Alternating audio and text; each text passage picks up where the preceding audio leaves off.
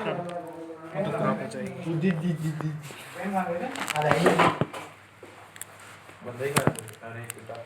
शांत अब चलो स्टार्ट करते हैं एडजस्टमेंट। कल हमने डिस्कस करा था एडजस्टमेंट को किस तरीके से जो ट्रैक करना है अपने फाइनल अकाउंट में। मैंने आपको दो बातें बताई थी कि या तो हम अपने नया ट्रायल बैलेंस बना लें जिसको हमने बोला था एडजस्टेड ट्रायल बैलेंस, या फिर ट्रायल बैलेंस को ना बना करके एडजस्टमेंट को कैसे अपने फाइनल अकाउंट में हम यूज करेंगे। इन दो बातों पे कल हमने फोकस किया था। आज हम फोकस करेंगे कि एडजस्टमेंट आखिर होते कौन कौन सी ऐसी गलतियां हो सकती हैं जो हम अपने ट्रायल बैलेंस में ना एंटर कर पाए, हमको बाद में पता लगे या उनकी नॉलेज हमें बाद में आए कि ये एडजस्टमेंट है हमारे जो हमने फाइनल अकाउंट में एडजस्ट करने हैं। तो उनको लिखना शुरू करो, फिर मैं आपको एक एक एडजस्टमेंट बताता जाऊंगा इसका अकाउंटिंग ट्रीटमेंट क्या होगा। तो फटाफट से पहले एडजस्टमेंट लिखने शुरू करो। सबसे पहले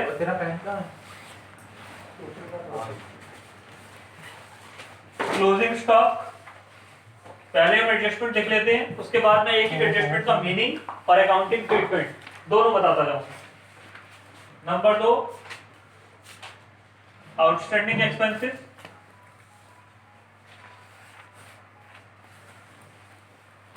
number 3 prepaid expenses,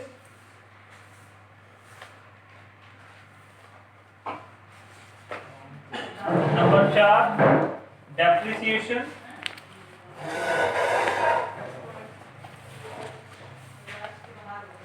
number 5 accrued income,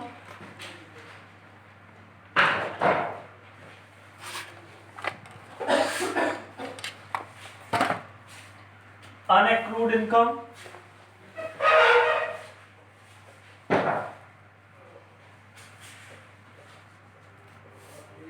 interest on drawing,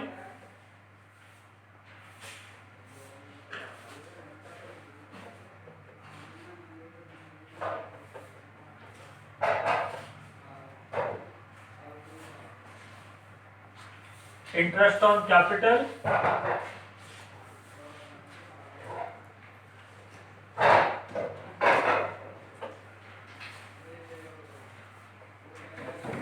drawing,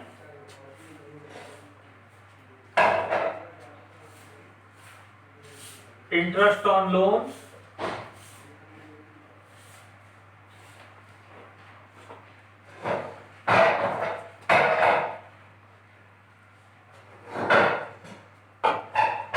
bad debt,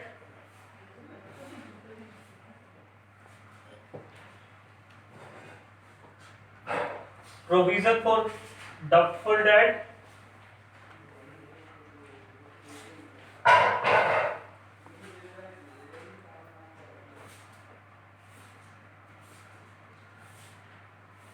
provision for discount on debtor,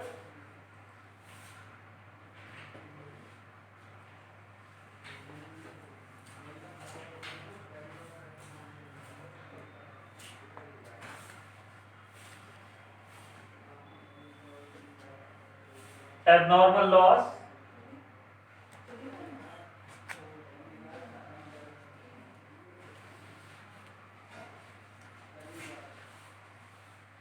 charity in the form of goods,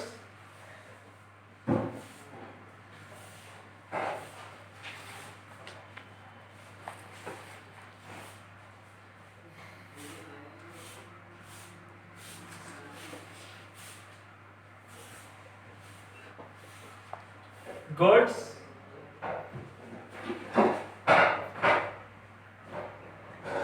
distributed as free sample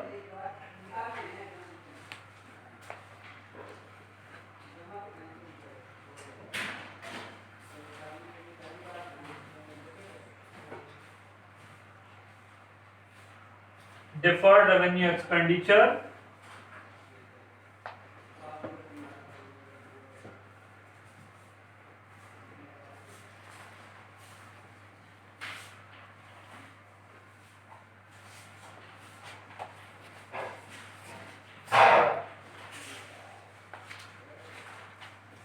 manager's commission on net profit, अब ये दो तरीके से हो सकता है। Number एक, before charging such commission,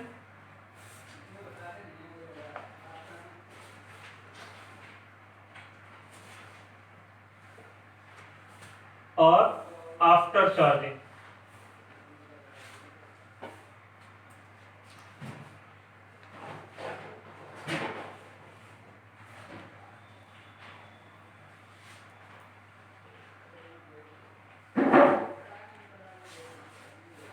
उसके बाद 19 sale of goods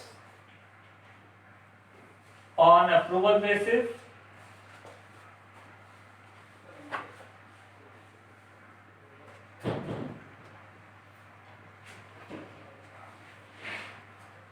and goods in transit।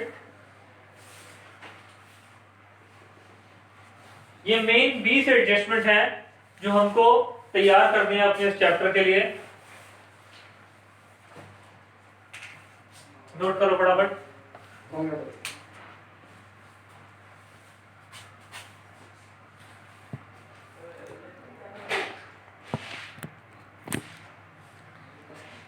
Flight mode enable करते हैं।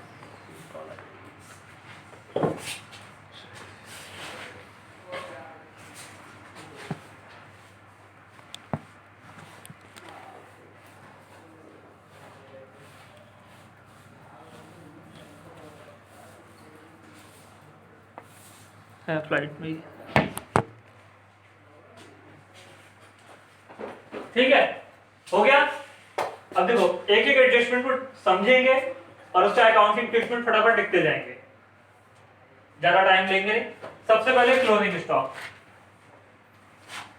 जब हम विदाउट एडजस्टमेंट फाइनल अकाउंट बना रहे थे तब भी हमारे सामने आ रहा था क्लोजिंग स्टॉक। क्लोजिंग स्टॉक क्या करते हैं हम? क्लोजिंग स्टॉक का मीनिंग तो मुझे बताने की जरूरत है नहीं कि क्लोजिंग स्टॉक क्या होता है। हर एक अकाउंटिंग एडजस्टमेंट कम से कम दो जगह आएगा, दो और लिख लो इसके अंदर।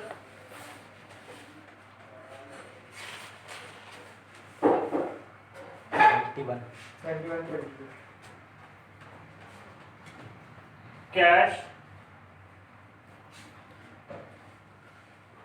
theft या stolen by cashier,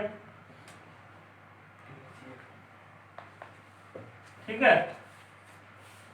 उसके बाद गुड्स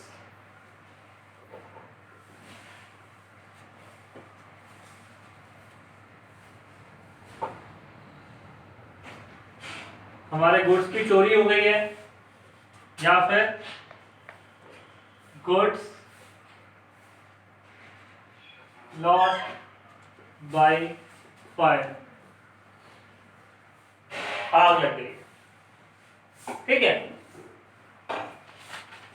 तो देखो पहला adjustment closing stock. Closing stock हमने क्या क्या किया फाइनल अकाउंट में? दो जगह। कौन कौन से? ट्रेडिंग अकाउंट में credit side and balance sheet में एसेट्स में। ये इसका अकाउंटिंग ट्रीटमेंट है। उसके बाद आउटस्टैंडिंग एक्सपेंसेस। आउटस्टैंडिंग एक्सपेंस का क्या मीनिंग है? आउटस्टैंडिंग मतलब कुछ देना बकाया। जब कोई एक्सपेंस किसी अकाउंटिंग ईयर में ड्यू हो जाए बट पे ना हो तो ऐसे एक्सपेंस को हम क्या बोलते हैं? Outstanding expense. कोई एक्सपेंस जो ड्यू हो गया बट नॉट पेड, जिसकी पेमेंट अभी नहीं हुई, तो ऐसे एक्सपेंस को हम आउटस्टैंडिंग एक्सपेंस बोले। इसका अकाउंटिंग ट्रीटमेंट क्या होगा? ये आएगा सर P&L। इसका अकाउंटिंग ट्रीटमेंट ये होगा कि जो हमारा ट्रेडिंग एंड P&L अकाउंट है, ये हमारा ट्रेडिंग एंड P&L अकाउंट है। ट्रेडिंग एंड P&L अकाउंट में जिस भी एक्सपेंस से ये रिलेटेड होगा रेस्पेक्टिव अकाउंट में ये ऐड हो जाएगा। फॉर एग्जांपल ट्रायल बैलेंस के अंदर मेरे को गिवन है रेंट 20,000, वेजेस 10,000, ये मुझे ट्रायल बैलेंस के अंदर गिवन है डेबिट साइड में। एडजस्टमेंट में मुझे दिया जाता है कि रेंट के 4,000 रुपए और वेजेस के 2,000 रुपए देने बाकी हैं, ये आउटस्टैंडिंग है। क्या करूंगा मैं, वेजेस कहां का आइटम है, ट्रेडिंग का, ऊपर की तरफ यहां लिखूंगा टू वेजेस, जितना ट्रेडिंग वो ट्रायल बैलेंस के अंदर गिवन है 10,000 रुपए अंदर, प्लस आउटस्टैंडिंग इसके अंदर ऐड करूंगा, टोटल बाहर 12,000। और जो बैलेंस शीट है, बैलेंस शीट की लायबिलिटी साइड में आउटस्टैंडिंग वेजेस 2,000। जितना पोर्शन आउटस्टैंडिंग होगा उतना पोर्शन कहां आ जाएगा, बैलेंस शीट की लायबिलिटी साइड में। और ट्रेडिंग एंड P&L में जिस भी हेड से रिस्पेक्टिव एक्सपेंस होगा वहां पे पेड के साथ ऐड हो जाएगा। 10,000 मैंने पेड कर दिया था, 2,000 रह गया था, इसके साथ ऐड करके टोटल अमाउंट बाहर, राइट। ठीक है, यहां देखो रेंट के लिए, रेंट मैंने 20,000 में दिया, रेंट नीचे कहीं P&L में शो करेगा तो यहां लिखूंगा टू रेंट, जितना पेड कर दिया 20,000 प्लस जितना रह गया आउटस्टैंडिंग 4,000, टोटल फाइनल अमाउंट बाहर चला जाएगा 24,000। और जितना आउटस्टैंडिंग पोर्शन है वो उठ के बैलेंस शीट में आ जाएगा लायबिलिटी साइड में, जितना आउटस्टैंडिंग रेंट 4,000। यस, जितना पोर्शन आउटस्टैंडिंग है बैलेंस शीट में सिर्फ उतना आएगा लायबिलिटी साइड। ठीक है, जितने भी खर्चे हमारे, मैंने कल आपको समझाया था कि कोई भी ऐसा एक्सपेंस, जैसे सैलरी मैंने आपको बताई थी कि सैलरी हम क्या करते हैं, हर महीने ड्यू होने के बाद पे करते हैं नेक्स्ट मंथ में। तो हर महीने की सैलरी जनवरी की फरवरी में पे करी होगी, फरवरी की मार्च में पे करी होगी, तो जो मार्च की सैलरी होगी वो पेड कब होगी, अप्रैल नेक्स्ट फाइनेंशियल ईयर है। और सैलरी कब की है, पिछले फाइनेंशियल ईयर की, तो पिछले फाइनेंशियल ईयर के खर्चों में दिखाएंगे उसको, लेकिन वो पेड नहीं हुई है इसलिए बैलेंस शीट में आ जाएगी। अब जब नेक्स्ट फाइनेंशियल ईयर में मैं सैलरी पेड करूंगा ये वाली, तो एंट्री क्या बनाऊंगा, क्या एंट्री बनाते हैं हम आउटस्टैंडिंग एक्सपेंसेस पेड करने की, outstanding expense debit to cash या बैंक। अब देखो अगर यहाँ पर मैं ये आउटस्टैंडिंग ना लेता तो मैं क्या लिख देता, सैलरी अकाउंट डेबिट, बस यहाँ खर्चा नहीं हो रहा है, यहाँ एक लायबिलिटी पेमेंट हो रही है, तो outstanding expense debit to cash, ये एंट्री बन जाएगी जब हम ये लायबिलिटी पे करेंगे। ठीक है, आगे देखो, उसके बाद आउटस्टैंडिंग और उसके बाद प्रीपेड। आउटस्टैंडिंग में मैंने आपको बता दिया कि आउटस्टैंडिंग का जो ट्रीटमेंट होगा वो क्या होगा, ट्रेडिंग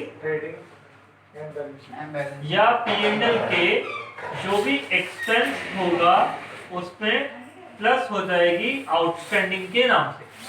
अच्छा, अगर ऐसा हो जाए कि ट्रेडिंग अकाउंट के अंदर, वो ट्रायल बैलेंस के अंदर वो एक्सपेंस दिया ही नहीं है जो आउटस्टैंडिंग है, तो वैसे लिख देंगे उसे प्लस। फॉर एग्जांपल मैंने लोन लिया 50,000 रुपए का, 50,000 के लोन पे 5,000 रुपए ब्याज लगती है 10% की, और मैंने ब्याज का एक भी रुपया जमा ही नहीं कराया अभी, तो ट्रायल बैलेंस में कहीं आएगा ही नहीं, और पूरी की पूरी ब्याज क्या होगी, आउटस्टैंडिंग। अब मैंने आपको बताया कि जो भी खर्चा है उसमें प्लस कर दो, अब खर्चा यहाँ तो है ही नहीं, तो क्या करेंगे, तो पूरे का पूरा पोर्शन ऐसे का ऐसे ही आ जाएगा टू आउटस्टैंडिंग इंटरेस्ट 5,000 रुपए। ये मत समझ लेना कि अगर नहीं है तो छोड़ देना है, बैलेंस शीट में क्या आएगा, और बैलेंस शीट में तो जाने आ जाएगा आउटस्टैंडिंग इंटरेस्ट 5,000। कोई भी एडजस्टमेंट देख लो कम से कम 2 जगह जाएगा, कुछ ऐसे एडजस्टमेंट होंगे जो 2 से ज्यादा जगह भी जाएंगे, उनको हम बाद में डिस्कस करेंगे जब आएंगे इनमें से। ठीक है, डन। तो ट्रेडिंग एंड P&L में एक्सपेंस में प्लस हो जाएगा आउटस्टैंडिंग के नेम से, और बैलेंस शीट की लायबिलिटी साइड में चला जाएगा ओनली आउटस्टैंडिंग पोर्शन। ठीक, उसके बाद प्रीपेड। प्रीपेड क्या होता है? एडवांस में किसी खर्चे की हमने पेमेंट कर दी, आउटस्टैंडिंग एक्सपेंस हो गया बट पेड नहीं हुआ। प्रीपेड पेड हो गया बट अभी ड्यू ही नहीं हुआ, मैंने पहले से ही जमा कर दिया।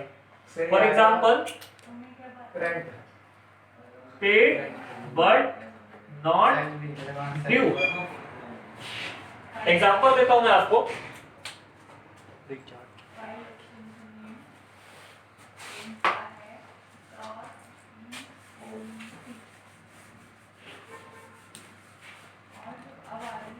हमने अपने बिजनेस का इंश्योरेंस करा रखा है, मेरे इंश्योरेंस का जो प्रीमियम है वो यहाँ पे जाता है 30 सितंबर 30 को मैंने 12,000 रुपए का इंश्योरेंस प्रीमियम पेड किया। अब जब इंश्योरेंस प्रीमियम पेड करूंगा तो ये कितने टाइम का होगा? 12 महीने का होगा। अब सितंबर 30 को मैं पेड कर रहा हूँ, यानी कि ये 1 अक्टूबर से शुरू हुआ और कहां तक जाएगा? अगले साल के 30 सितंबर तक। अगले साल का फाइनेंशियल ईयर ये है और इसमें यहां तक मेरा इंश्योरेंस प्रीमियम मेरे को काम करेगा 30 सितंबर तक। अब देखो मैं अकाउंट इस फाइनेंशियल ईयर के बना रहा हूं। इस फाइनेंशियल ईयर में मैंने प्रीमियम पेड तो यहां तक का कर दिया, लेकिन यूटिलाइज कितना करा? 6 महीने इस डेट तक का, क्योंकि इसी डेट तक के अकाउंट बना रहे हैं। अब इससे आगे का जो मैंने पेड किया वो कौन से ईयर का खर्चा बनना चाहिए था? नेक्स्ट फाइनेंशियल ईयर का। इस साल का तो खर्चा नहीं है ना जो यहाँ का प्रीमियम पे कर रहा हूँ, तो इतना पोर्शन जो मैंने इस साल का यहीं पे पे कर दिया, ये क्या कहलाएगा मेरे लिए? Advance prepaid. मैं बोलूंगा मैंने टोटल पेड किया कितना? 12,000, लेकिन इस साल का खर्चा कितना है? 6 महीने इधर, तो 6,000 रुपए। और ये 6,000 रुपए मैंने पेड किए हैं किसके लिए? For the next financial year. जब मैं यहाँ पर आऊंगा, यहाँ की जो बुक्स ऑफ अकाउंट होंगी इसमें इंश्योरेंस का खर्चा कितना आएगा? 6,000 रुपए। क्या कोई इंश्योरेंस यहाँ पेड होगा? नहीं, यहाँ कोई पेमेंट नहीं हुई तब भी यहाँ की बुक्स ऑफ अकाउंट में इंश्योरेंस का खर्चा 6,000 रुपए आएगा। यहाँ 12 की पेमेंट होगी तब भी यहाँ की बुक्स ऑफ अकाउंट में खर्चा 6,000 ही आएगा। सर वो तो 3 महीने नहीं हो रहे, 10 अक्टूबर 1 अक्टूबर से 31 मार्च तक कितने मंथ आएंगे? 6। 12 की पेमेंट करूंगा बट एक्सपेंस में कितना शो करूंगा? 6, और 6 मेरा जमा हो गया एडवांस। यहाँ पर पेमेंट कुछ नहीं, लेकिन खर्चा तब भी है। क्यों? क्योंकि खर्चा पहले से ही प्रीपेड है। प्रीपेड एक्सपेंस को हम कैसे अकाउंट में ट्रीट करेंगे? तो देखो उसके लिए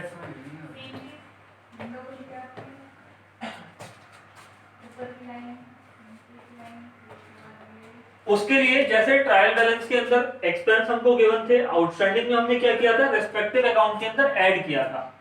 अगर प्रीपेड है, for example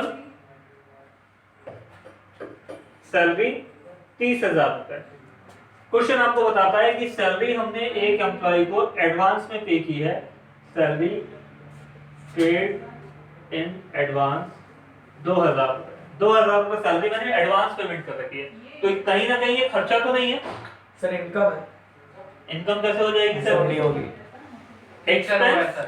expense paid in advance. तो ये जो एक्सपेंस मैंने पेड किया एडवांस में, मैं यहाँ पर इसको डील करूंगा, यहाँ लिखूंगा टू सैलरी 30,000, लेकिन 2,000 रुपए मैंने एडवांस में पे की है, इसलिए ये प्रीपेड है। इस साल के बुक्स में सैलरी का एक्सपेंस कितना दिखाऊंगा? 28,000, क्योंकि खर्चा सिर्फ 28 ही था, 2 तो मैंने एडवांस पेमेंट करी। और ये जो एडवांस पेमेंट है अपनी बैलेंस शीट की एसेट साइड में ले जाऊंगा, प्रीपेड सैलरी 2,000। जब नेक्स्ट मंथ में इस एम्प्लॉय की सैलरी ड्यू होगी, उसमें से ये सैलरी काट ली जाएगी। सपोज अभी उसकी सैलरी ड्यू नहीं हुई थी, तब भी मैंने उसको सैलरी दी, एंट्री क्या पास करी? Prepaid salary debit to cash 2,000। जब बाद में इसकी सैलरी ड्यू होगी तब एंट्री क्या पास होगी? ये जो प्रीपेड सैलरी अभी डेबिट है ये क्रेडिट हो जाएगी, कैश टू प्रीपेड सैलरी, और डेबिट क्या हो जाएगी? सैलरी खर्चा, कोई कैश पेमेंट होगी। तब ये सैलरी जो अभी प्रीपेड है सैलरी बन के बुक्स ऑफ अकाउंट में ट्रेडिंग एंड P&L में एज एक्सपेंस पहुंच जाएगी। ठीक, समझ में आ रहा है क्या अकाउंटिंग ट्रीटमेंट करें इसका प्रीपेड का? ट्रेडिंग अकाउंट में और ट्रेडिंग अकाउंट में बैलेंस prepaid शीट plus होगा, ट्रेडिंग माइनस होगी अकाउंट के या P&L जहां का भी खर्च होगा माइनस वहां पे एक्सपेंस में से माइनस होगा प्रीपेड, और बैलेंस शीट में एसेट साइड में ऐड होगा एज अ करंट एसेट्स हम इसको प्रीपेड क्या है हमारे करंट एसेट्स। ठीक है, डन। उसके बाद डेप्रिसिएशन डेप्रिसिएशन, पूरा चैप्टर हम पढ़ चुके हैं। डेप्रिसिएशन क्या होता है इसको हम डिस्कस कर चुके हैं यस सर कि हमारी जो एसेट्स हैं उनकी वैल्यू में जो कमी आ रही है ईयर बाय ईयर, कॉजेस बहुत सारे हो सकते हैं, तो वो डेप्रिसिएशन है। इसका अकाउंटिंग ट्रीटमेंट क्या होगा? एक्सपेंस है सर एक्सपेंस डेप्रिसिएशन सपोज हमारे को यहाँ पर गिवन है ट्रायल बैलेंस के अंदर हमारे को एसेट्स गिवन है, एक्सपेंस होगा फर्नीचर 10,000, बिल्डिंग 1 लाख, इस तरीके से हमारे को बहुत सारी एसेट्स गिवन है। नीचे फुटनोट में हमारे को बताया जाता है date charge @10% on furniture and क्या करेंगे हम? 10% लगा दिया जो हमारी एसेट्स हैं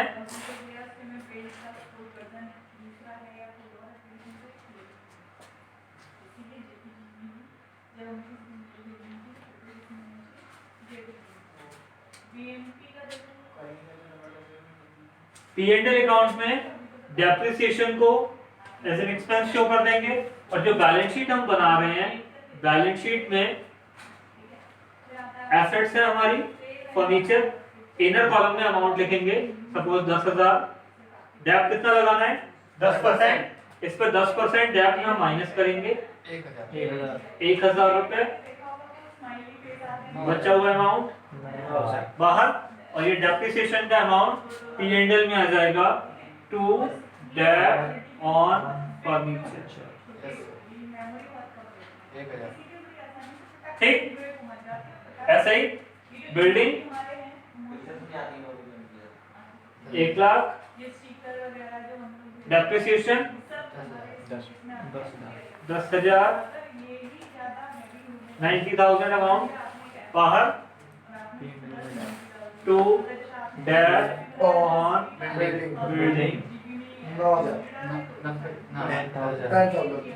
ठीक है, कोई दिक्कत?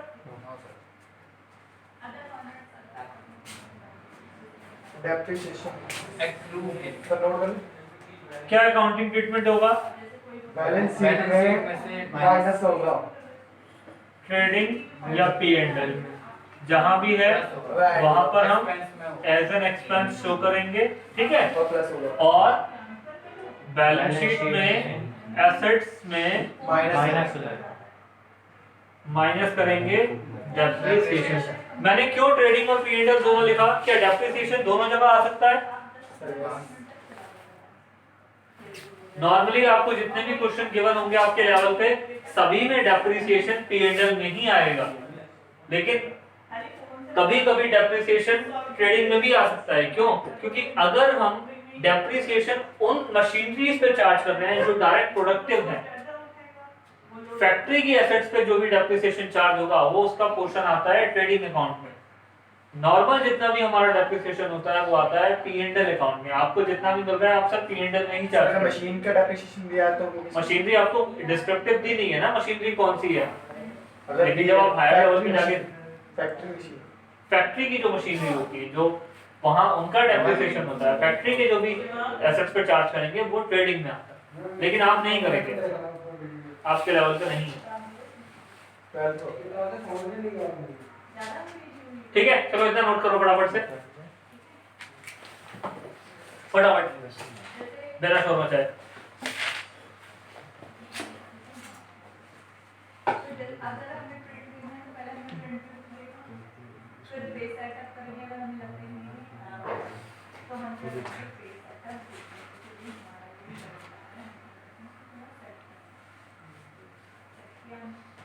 ठीक है। 0.5 का अगर आपको ज़्यादा याद है ना, कम लेना है, वर्टिकल निकालना है, हॉरिजॉन्टल निकालना है, इंटरवल निकालना है, ये सेंटरिंग कैसे करनी है, थोड़ी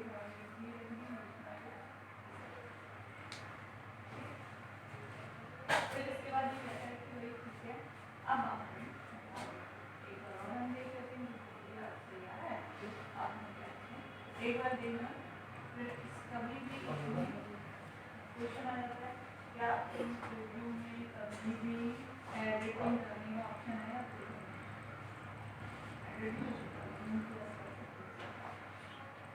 और ऐसा कौन सा व्यू है जिसमें हम कलर लेते हैं तो शो नहीं होता है, कौन सा व्यू है? अगर हम पेज का कलर होगा,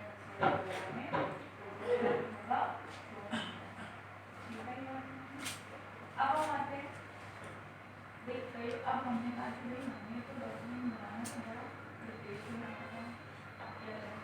या क्या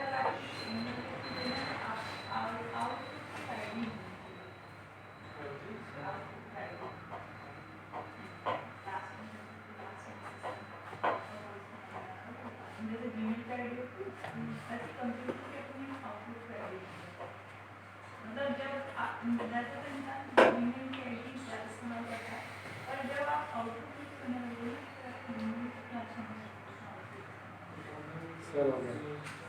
डन। यस चले आगे बढ़ते हैं।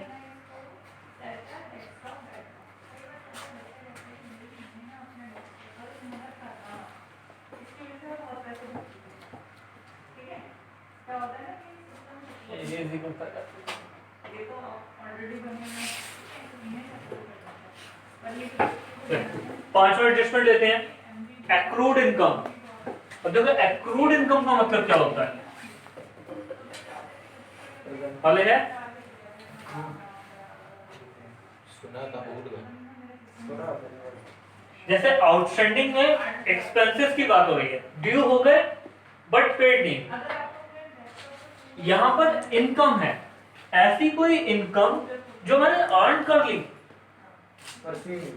बट मुझको उसका भी पेमेंट नहीं मिला, तो मेरी क्या है, एक्रूड इनकम है। हिंदी में इसको बोलते हैं उपार्जित आय।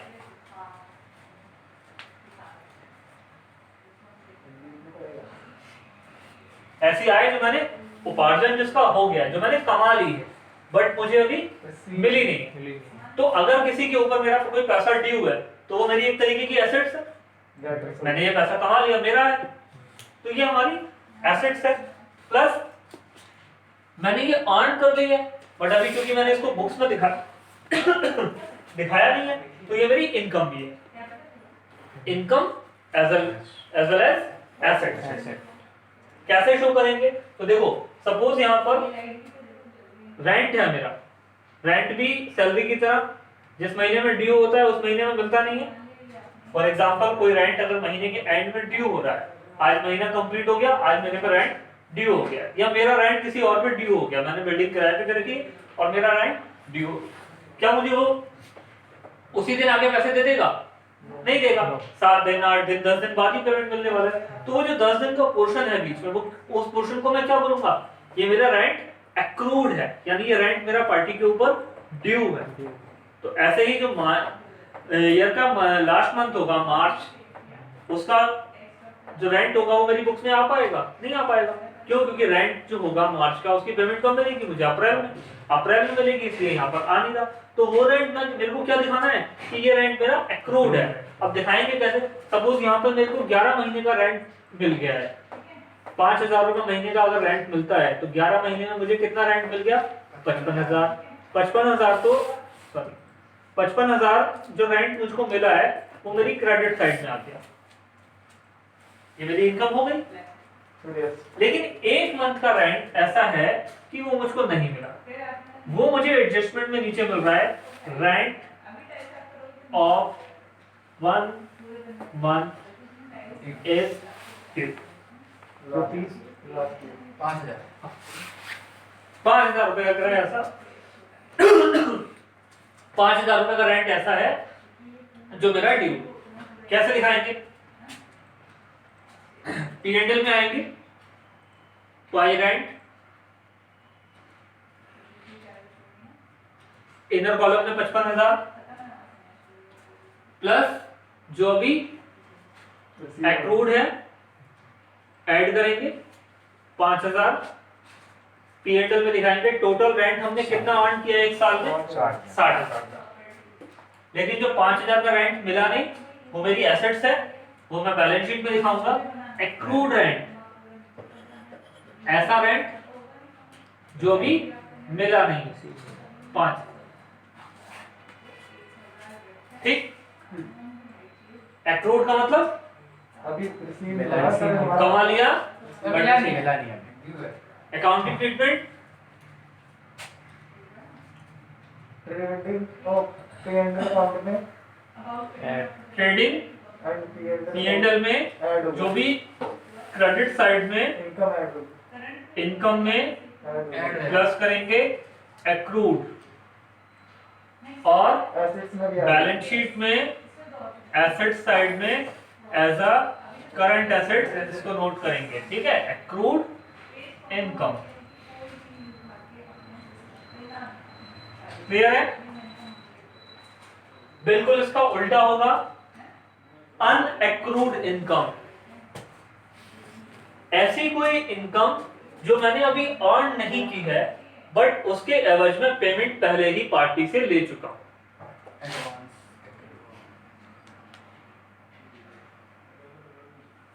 कोई भी ऐसा काम, कोई प्रोफेशनल है, कोई ट्रेडर है, कोई बिजनेसमैन है, उसके पास हम गए, कोई सामान हमारे को चाहिए, हमने उसको बोला ये सामान दे दो, वो बोला अभी अवेलेबल नहीं है, परसों आएगा। मैंने कहा ये पकड़ो पेमेंट, एडवांस भेज दे। तो पेमेंट उसको दे दी मैंने। अब वो क्या बोलेगा, इसको पेमेंट तो मिल गई, लेकिन क्या ये पेमेंट उसने जो ली है वो पैसे कमा लिए हैं? नहीं, क्योंकि अभी गुड्स की सप्लाई की नहीं है। तो जितने टाइम तक वो ये सप्लाई नहीं दे देता उसके लिए ये पैसा क्या है, अनएक्रूड है या रेंट है। 3 महीने का रेंट मैंने एडवांस दे दिया, जिसको ये रेंट मैंने एडवांस दिया उसको पैसा मिल गया, क्या उसका ये पेमेंट या जो पैसा उसे मिला वो उसकी कमाई है? नहीं, वो उसके ऊपर लायबिलिटी है, क्योंकि जब तक रेंट ड्यू नहीं होगा, जब तक मैं वहां आके रहूंगा नहीं, उस जगह को मैं 3 महीने तक रह नहीं लेता, तब तक वो कमाई नहीं हो सकती। तो जैसे जैसे पेमेंट उसकी ड्यू होगी, इनकम तब होगी। तो अगर कोई ऐसी पेमेंट किसी को मिल रही है जो अनएक्रूड है तो उसका अकाउंटिंग ट्रीटमेंट क्या होगा? ठीक बोला, एक्रूड को हम ऐड कर रहे थे इनकम में, अनएक्रूड को हम माइनस करेंगे, माइनस अनएक्रूड। अगर 3 महीने का रेंट यहाँ पर तो 5,000 यहाँ से माइनस होगा और यहाँ से कितना आ जाएगा, 1 महीने का यहाँ 50,000। और ये जो 5,000 रुपए उसको मिल रखे हैं, ये उसके अब क्या है, एसेट्स है या लायबिलिटी है? ये उस पे लायबिलिटी है। तो एक्रूड रेंट यहाँ से हटके कहाँ आ जाएगा, लायबिलिटी साइड में आएगा, प्लस हो जाएगा अनएक्रूड रेंट इनकम 5,000। ठीक, क्या करेंगे, अनएक्रूड का बैलेंस शीट में ट्रेडिंग में क्रेडिट साइड में P&L में इनकम में से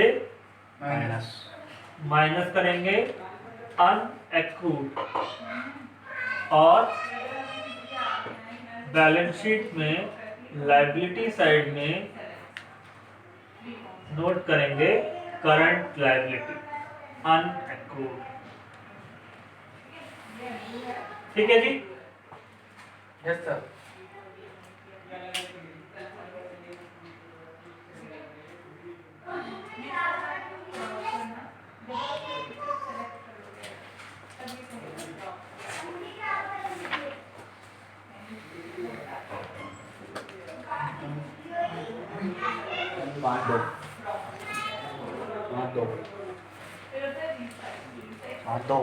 तो क्या है वीडियो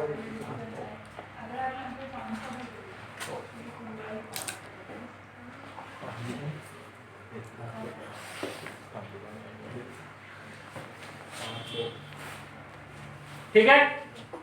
उसके बाद interest on drawing, interest on capital और ड्राइंग। इन तीनों को देखते हैं। ड्राइंग को पहले देख लेते हैं।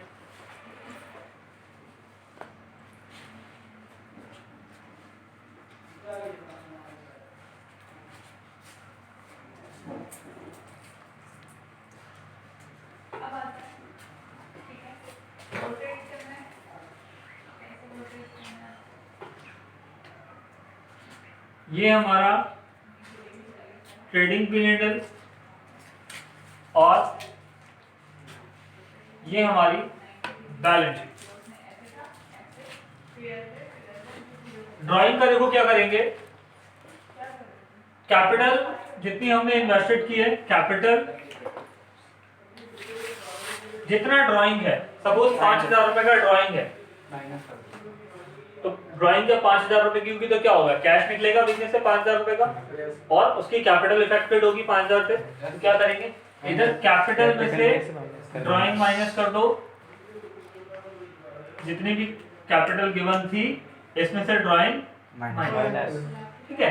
इधर जो हमारे को कैश गिवन है, कैश में से ड्राइंग, या फिर अगर drawing is in the nature of goods set, तो जो ट्रेडिंग एंड पीएनएल में हम परचेज नोट कर रहे हैं, उसमें माइनस, इसमें से ड्राइंग माइनस। ठीक है। अगर दोनों ने कैश पे निकाला है और गुड्स पे निकाला है तो ड्राइंग की कैपिटल से भी माइनस, वो परचेज से भी माइनस हो जाएगी और कैश, ठीक है। उसके बाद अगर इंटरेस्ट ऑन ड्राइंग की बात, इंटरेस्ट ऑन ड्राइंग बिजनेस के लिए इनकम होगी या एक्सपेंस होगा? ये इंटरेस्ट तो इनकम और एक्सपेंस हो गया। इंटरेस्ट ऑन ड्राइंग बिजनेस के लिए इनकम या एक्सपेंस? एक्सपेंस। बिजनेस के लिए इनकम होगी। इनकम होगी इंटरेस्ट ऑन ड्राइंग। जितने पैसे वो निकाल रहा है बिजनेस से, हम उसको बोलेंगे भाई अगर यहाँ से बिजनेस से पैसे लेके जाओगे तो इस पे तुमको ब्याज लगेगी, क्योंकि जो पैसा तुमने बिजनेस को दे रखा है उस पे अगर तुम ब्याज लेना जानते हो। इंटरेस्ट ऑन कैपिटल क्या है कि जो पैसे प्रोप्राइटर ने अपने बिजनेस में लगा रखे हैं वो अपने बिजनेस से उस पे ब्याज चार्ज कर रहा है कि भाई ये पैसा मैं अगर कहीं और इन्वेस्ट करता तो मुझे इतनी ब्याज मिलती, तो बिजनेस तुम भी दो। तो बिजनेस भी कहता है कि भाई अगर तुमको अपने दिए हुए पैसे पे ब्याज लगानी आती है तो जो पैसे तुम यहाँ से लेके जा रहे हो उस पे भी तो ब्याज दो। तो बिजनेस के लिए इंटरेस्ट ऑन ड्राइंग इनकम है। तो जितनी हम इंटरेस्ट ऑन ड्राइंग चार्ज करेंगे जो भी क्वेश्चन में गिवन होगी, यहाँ से माइनस हो जाएगी, minus interest on drawing IOD, और ट्रेडिंग सर इधर नहीं आएगा, सर इधर नहीं आएगा। Minus IOD interest on drawing capital में से माइनस हो जाएगी और ट्रेडिंग एंड P&L अकाउंट में एज अ इनकम शो होगी बाय इंटरेस्ट ऑन ड्राइंग। ठीक, जितना इंटरेस्ट ऑन कैपिटल होगा तो पहले चीज में माइनस की होगी, हमारे पास तो आई उसकी कैपिटल तो कम हो जाएगी ना, अपने से हमारी लायबिलिटी कम हो रही है तो हमारे लिए फायदा ही तो है। प्लस होगी ना। क्यों प्लस होगी? अच्छा लायबिलिटी है, लायबिलिटी कम हो रही है। माइनस इंटरेस्ट ऑन कैपिटल जो मालिक ने पैसा लगा रखा है, प्रोप्राइटर का पैसा लगा है, वो उस पर ब्याज चार्ज करता है। सपोज 1 लाख रुपए कैपिटल है, 5% ब्याज लगाया, 5,000 रुपए हो गया, उसकी तो 5,000 रुपए से कैपिटल बढ़ जाएगी क्योंकि उसका बिजनेस का शेयर 5,000 बढ़ गया कि अब मेरा 5,000 और ब्याज लग गया। बिजनेस के लिए ये लॉस है। Interest on drawing trading and P&L में एज एन एक्सपेंस शो होगा इंटरेस्ट ऑन कैपिटल 5,000 या जो भी है, और यहाँ भी प्लस हो जाएगा इंटरेस्ट ऑन कैपिटल, और ये फाइनल। ठीक, कोई दिक्कत? तो तीनों का फटाफट से नोट कर लेते हैं। इंटरेस्ट ऑन ड्राइंग के लिए क्या करेंगे, interest on drawing P&L account में क्रेडिट, इसका ट्रेडिंग से कोई लेना देना नहीं है, और बैलेंस शीट में लायबिलिटी साइड में कैपिटल में से माइनस करेंगे इंटरेस्ट ऑन ड्राइंग। ठीक, इंटरेस्ट ऑन कैपिटल P&L में एक्सपेंस में डेबिट कर देंगे इंटरेस्ट ऑन कैपिटल, और बैलेंस शीट में लायबिलिटी साइड में कैपिटल के अंदर इसको प्लस कर देंगे इंटरेस्ट ऑन कैपिटल। ठीक। उसके बाद ड्राइंग के लिए मैंने बताया अगर ये गुड्स है, इफ गुड्स, तो ट्रेडिंग अकाउंट में परचेज में से माइनस करेंगे ड्राइंग, ठीक है, प्लस कैपिटल में बैलेंस शीट की लायबिलिटी साइड कैपिटल में से माइनस कर देंगे एज ड्राइंग। सर कैसे समझा? अगर उसने गुड्स विड्रॉल किए हैं तो हम अपने ट्रेडिंग अकाउंट में जो परचेज है उसमें से उतना गुड्स माइनस कर देंगे कि ये प्रोप्राइटर अपने घर ले गया, और उतने ही पैसे उसकी कैपिटल में से एज अ ड्राइंग माइनस कर देंगे। अगर उसने कैश निकाला है, अगर कैश निकालता है तो बैलेंस शीट में जो एसेट साइड में कैश रखा है उसमें से उतना कैश माइनस कर दो, ठीक है, और दूसरी तरफ लायबिलिटी साइड में कैपिटल में से कैपिटल माइनस जितने पैसे निकाले माइनस कर दिए। Done. Interest on drawing, interest on drawing P&L में क्रेडिट करेंगे एज अ इनकम और कैपिटल में से माइनस करेंगे। इंटरेस्ट ऑन कैपिटल P&L में एज एन एक्सपेंस शो करेंगे, कैपिटल में प्लस करेंगे। फटाफट से नोट करो।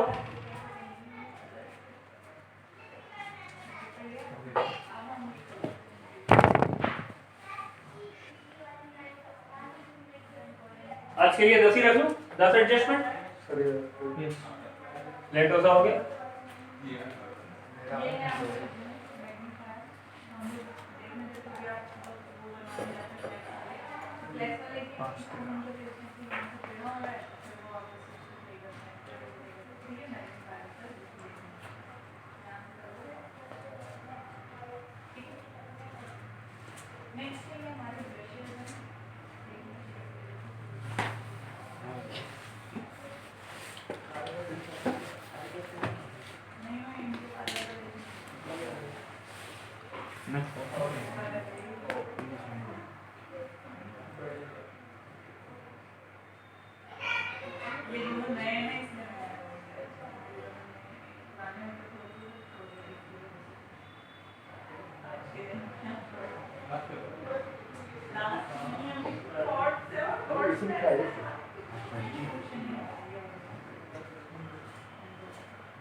डन।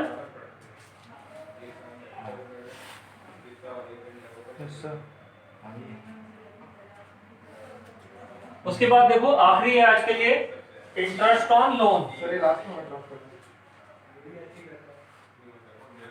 कौन सा?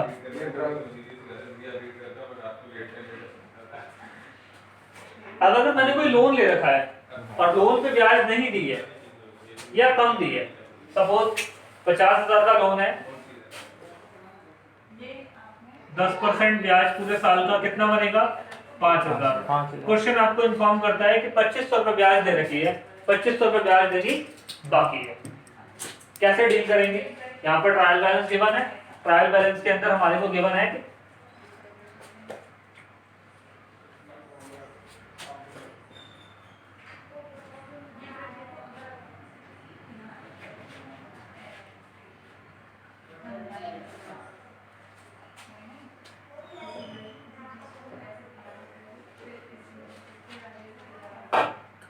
यहाँ पर एज एन लायबिलिटी मेरे को लोन, अब देखो यहाँ पर ये जो एडजस्टमेंट है बहुत जो है हिडन भी होता है। लोन ऐसे भी लिखा आ सकता है, loan at the rate 10% per annum. Liability में क्रेडिट साइड हमको गिवन है 50,000, ठीक है, और डेबिट में लिखा है इंटरेस्ट ऑन लोन 25,000। जरूरी नहीं कि नीचे एडजस्टमेंट दिया ही होगा, सिर्फ इतना दिया है। इससे भी हमको समझना पड़ेगा कि भाई साफ साफ क्वेश्चन बता रहा है लोन 50,000 रुपए का है, ब्याज 10% है, तो ब्याज पूरे साल की कितनी बनी? 5,000। लेकिन ट्रायल बैलेंस के अंदर ब्याज से 2500 रुपए गिवन है, तो 2500 कहाँ गए? अब इसके दो मीनिंग हो सकते हैं, या तो लोन लिया ही आधे साल के बाद है, या तो लोन लिया ही 1 अक्टूबर को होगा, तभी तो 6 महीने की ब्याज है, या फिर 6 महीने की ब्याज देनी बाकी है। अब जब तक डेट क्वेश्चन के अंदर गिवन ना हो तब तक मैं पहली वाली एजम्पशन नहीं मानूंगा कि लोन ही 6 महीने का होगा, मैं दूसरी वाली एजम्पशन के साथ ही जाऊंगा कि 6 महीने की ब्याज देनी बाकी है। या फिर क्वेश्चन नीचे स्पेसिफिकली बता देगा कि लोन कौन सी डेट को लिया था, लोन पे कितनी ब्याज देनी बाकी है। मैं दूसरी एजम्पशन के साथ पहले जा रहा हूं कि interest on loan is outstanding rupees, क्या करेंगे? बिल्कुल वही है जो मैंने आउटस्टैंडिंग में आपको पहले ही बता दिया, trading and P&L account to interest on loan 2500 plus outstanding 2500 total 5000, balance sheet में liability side loan 50,000 plus interest outstanding interest 2500 total 52,500। ठीक है, कोई दिक्कत? आज इतना ही रख लेते हैं। एडजस्टमेंट से ट्रेडिंग एंड P&L में प्लस होगा इंटरेस्ट ऑन लोन P&L में एक्सपेंस साइड में तो एक्सपेंस है, इंटरेस्ट के अंदर या तो प्लस कर दो आउटस्टैंडिंग या आउटस्टैंडिंग इंटरेस्ट ही लिख दो, और बैलेंस शीट में लायबिलिटी साइड में या तो as a current liability note करो आउटस्टैंडिंग इंटरेस्ट, या फिर लोन के अंदर ऐड करके वहां पर दिखा दो कि plus lone plus outstanding interest total इतना। ठीक है, डन। आज के लिए इतना ही रखते हैं, धन्यवाद।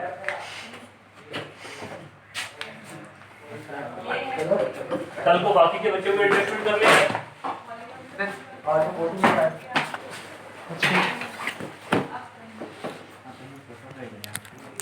मेरे बच्चों का पेमेंट सब सही।